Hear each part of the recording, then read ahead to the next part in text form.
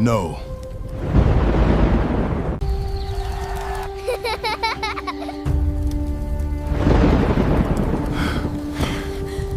No. The first scream came before sunrise. It tore through the quiet valley like a wounded animal, followed by the frantic pounding of feet and the desperate cries of a mother whose world had just ended. "My son! My son!" The villagers rushed toward the village square, but no one dared step beyond the sacred stones surrounding the ancient shrine. There, lying on the ground, was a pair of tiny woven sandals. The child who had worn them was gone. The chief priest slowly emerged from the shrine, his crimson robes brushing against the earth. His face was hidden beneath an ancient wooden mask carved with the image of a woman whose eyes seemed to weep blood. He raised his staff. "The Great Mother has accepted her offering." Silence swallowed the village. The child's mother collapsed onto the ground, clawing at the earth with trembling fingers. "No, please, give him back." No one comforted her. No one spoke, because everyone standing there believed the same terrifying thing. The sacrifice had saved them all. The old men lowered their heads. The women silently wiped away their tears. The farmers looked toward the dark clouds gathering above the hills and whispered grateful prayers. Before another sunrise, they would begin planting, and by harvest season, the barns would overflow once again. That was how it had always been. For over 300 years, the people of Okigwe believed their prosperity came at a terrible price. Every planting season, one child had to disappear. Not a criminal, not a stranger, one innocent child chosen from among the families of the village. The elders called it tradition, the priests called it obedience, the people called it survival. No one remembered how the ritual began. No one questioned why it continued. Fear had lived in Okigwe for so long that it no longer needed proof, only belief, and belief had become stronger than truth. 12 years ago, Obinna stood outside the same shrine for a very different reason. His wife, Adaku, was crying inside their tiny mud house, not because someone had died, but because another year had passed without a child. For 12 long years, they had watched neighbors celebrate naming ceremonies while their own compound remained painfully silent. People whispered whenever Adaku walked past, "The gods have closed her womb. A man deserves a heir." These words cut deeper each passing year, yet every time someone suggested another marriage, Obinna smiled politely and gave the same answer. "I asked God for a wife, not for many wives." His friends laughed at him. His relatives called him foolish. His own uncle stopped speaking to him. Still, he never left Adaku's side. One rainy evening, as they sat outside watching lightning dance across the distant hills, Adaku finally broke down. "I've failed you." Obinna looked at her in disbelief. "You?" She nodded through tears. "You deserve children running around this compound. You deserve someone to carry your name. You deserve—" Before she could finish, Obinna gently held her hands. "I already have everything I prayed for." She looked away. "But I can't give you—" "You gave me peace. You gave me love. You gave me a home. If children come, we'll thank God. If they don't, I'll still thank him." For the first time in months, Adaku smiled. Neither of them noticed the elderly traveler resting under the udala tree outside their compound. He had listened to every word. Before dawn, he quietly disappeared. 3 months later, Adaku fainted while fetching water. The village healer examined her, then smiled. "Prepare a cradle. Your prayers have finally been answered." The news spread across Okigwe faster than wildfire. The barren woman was carrying a child. Old women danced, children sang through the streets, even those who had mocked Adaku came bearing gifts. 9 months later, a little girl was born. The moment Obinna held her for the first time, tears rolled freely down his face. She is our miracle. They named her Zikora. Show the world. And she did. Zikora grew into the brightest child in the village. She laughed louder than everyone else, asked questions the elders couldn't answer, collected injured birds until they could fly again. Whenever old widows struggled to carry firewood, she rushed to help before anyone asked. "Your daughter has a strange heart," the neighbors often said. Obinna would smile proudly. "No, she simply sees people." Every evening she waited at the edge of the farm road. The moment she spotted her father returning with his hoe across his shoulder, she would sprint toward him. "Papa!" He always pretended not to notice until she wrapped herself around his waist. "Oh, so that's where my missing goat went." She laughed so hard she could barely breathe. "I am not a goat. Then why do you eat more than one?" Their laughter echoed across the valley, becoming one of the happiest sounds in Okigwe. Adaku often watched from the doorway, thanking God for every ordinary moment. After waiting 12 impossible years, even silence inside their home now felt like a blessing. One evening, as the family shared roasted yam underneath the moonlight, the sacred drums suddenly echoed across the village. Boom! Boom! Boom! Obinna froze. Adaku's smile disappeared. The sound came only once every year. Every child in Okigwe knew what it meant. The season of choosing had begun. Villagers slowly stepped out of their homes. No one spoke. Torches flickered as they walked toward the ancient square where the sacred ballot would decide which family would surrender one of their children to the village goddess. Zikora looked up at her father. "Papa, why does everyone become afraid when the drums play?" Obinna forced a smile. "They're only old drums," but his voice carried no conviction. For the first time in 12 years, a fear he had never known wrapped itself around his heart. He looked down at the daughter he had waited 12 years to hold, the daughter he had promised heaven he would protect. Then, in the distance, the chief priest lifted the ancient clay pot that held the names of every eligible family in Okigwe. As thunder rolled across the darkening sky, he declared in a voice that echoed through the valley, "Before tomorrow's sunrise, the goddess will choose." Obinna tightened his grip around his daughter's tiny hand. He had no idea that before another day ended, his faith, his courage, and the fate of an entire village would be tested like never before. The next morning, the village square was overflowing. No one wanted to miss the choosing. Women stood with anxious faces, clutching their children close. Fathers whispered silent prayers. The elderly sat beneath the ancient antaka tree, their eyes fixed on the sacred clay pot resting before the chief priest. The air itself seemed afraid. Obinna stood quietly beside Adaku. Their daughter Zikora held both their hands. She smiled innocently. To her, it was simply another village gathering. She had no idea that hundreds of frightened eyes kept drifting toward the clay pot that could decide her fate. The chief priest stepped forward. He lifted the ancient pot above his head. "For 300 years, he declared, our great mother has blessed this land. Our rivers have never run dry. Our harvests have never failed. Our enemies have never conquered us. And why?" The villagers answered together, "Because we obey." The chief priest nodded. "Today she will choose again." An elder reached into the pot. The entire village fell silent.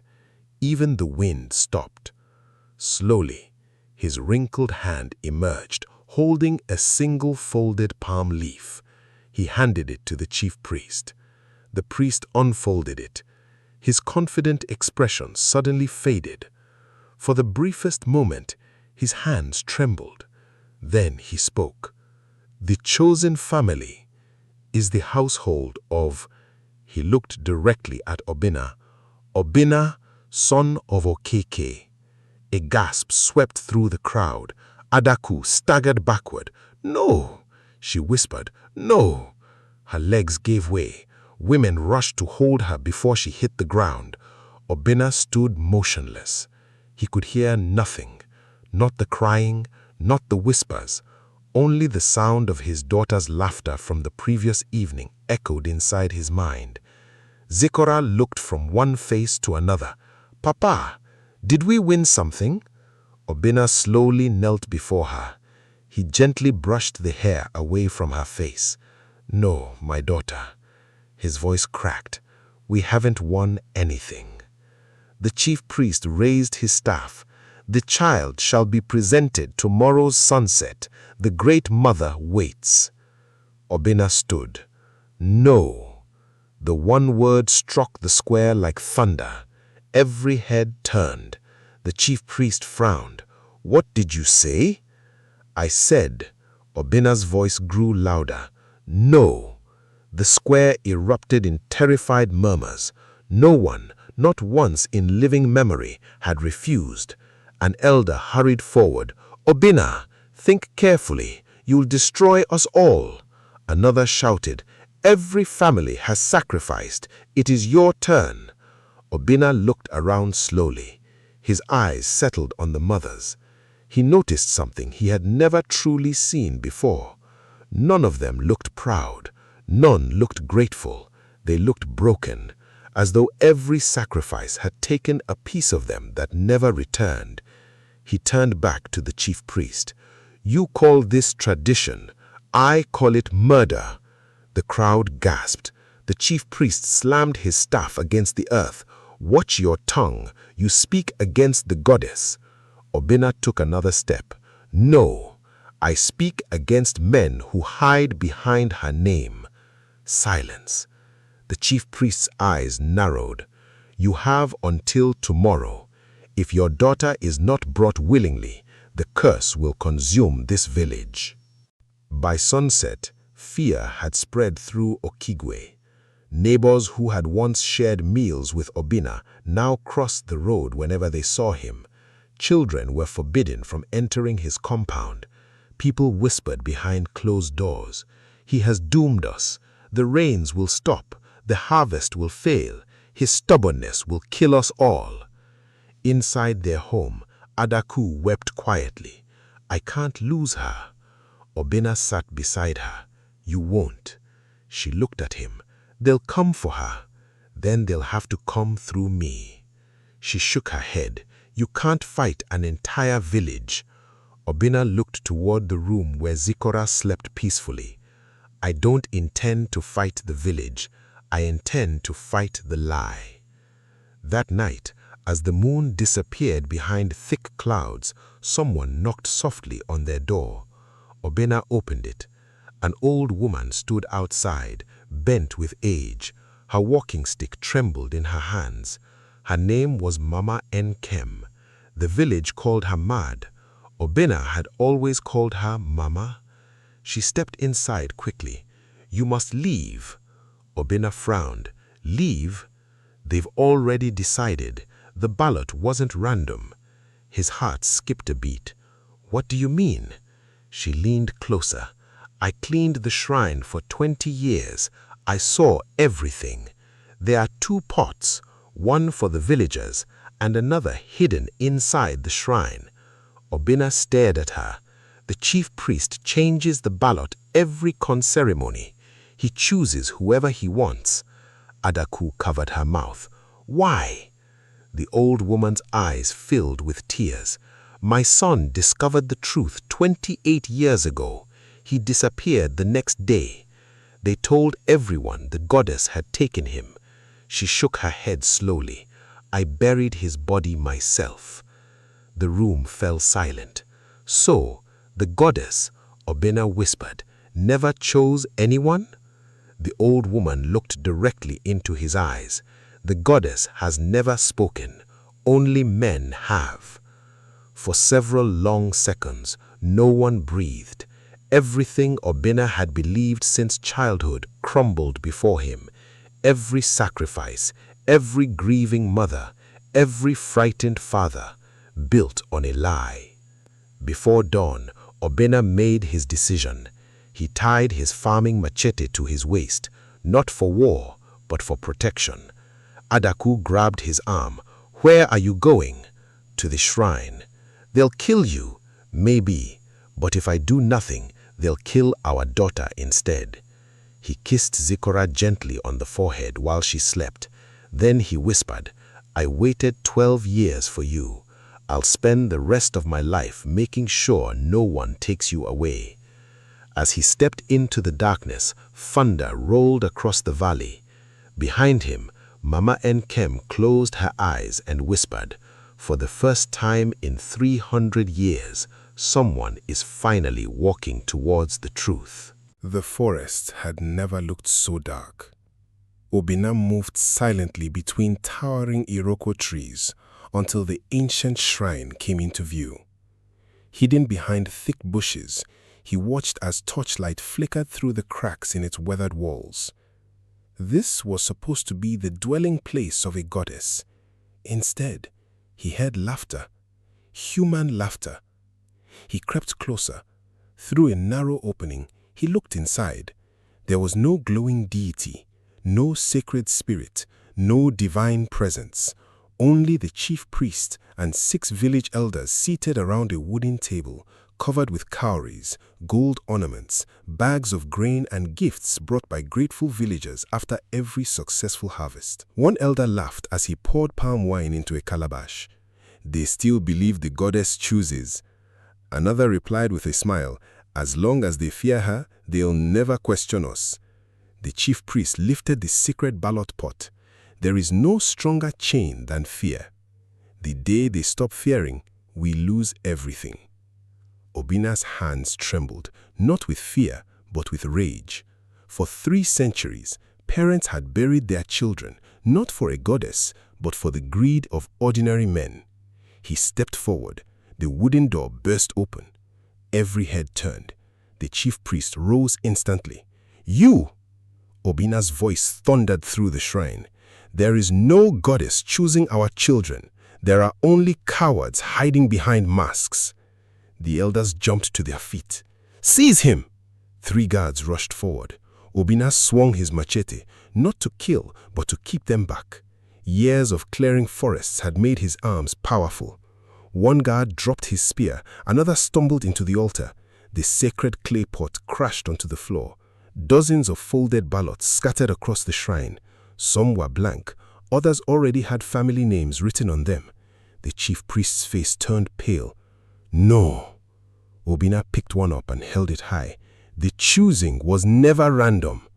At that exact moment, shouting echoed outside. The villagers had arrived, hundreds of them, men carrying torches, women clutching their children. They froze at the entrance.